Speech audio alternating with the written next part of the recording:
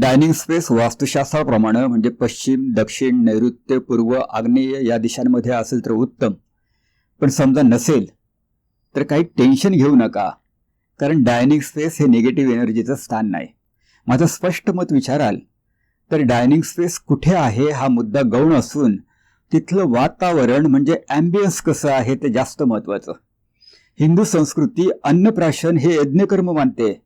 उदरभरण नोहे जाणी जे यज्ञकर्म, म्हणून डायनिंग स्पेसचं वातावरण आल्हाददायक असावं. वातावरण निर्मितीसाठी तिथे फळांच्या करंड्यांचे पोस्टर लावावेत. आपल्या कुटुंबाचा एखादा पिकनिकचा किंवा समारंभाचा अगदी आनंदी मूडमधला मोठा फोटो लावावा.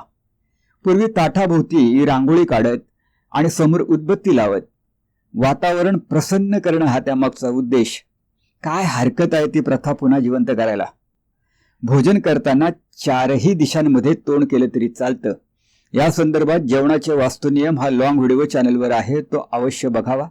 हल्ली टेबलच्या वर अगदी 3-4 फुटांच्या अंतरावर काहीतरी गोलाकार लोंबकळवत ठेवतात आणि त्यातून फोकस वगैरे सोडतात. एनर्जीच्या भाषेत बोलायचं तर हे चुकीचं आहे. हा फोटो बघा. डायनिंग टेबलच्या डोक्यावर भांडीकुंडी टांगलेली त्यात दिसतायत.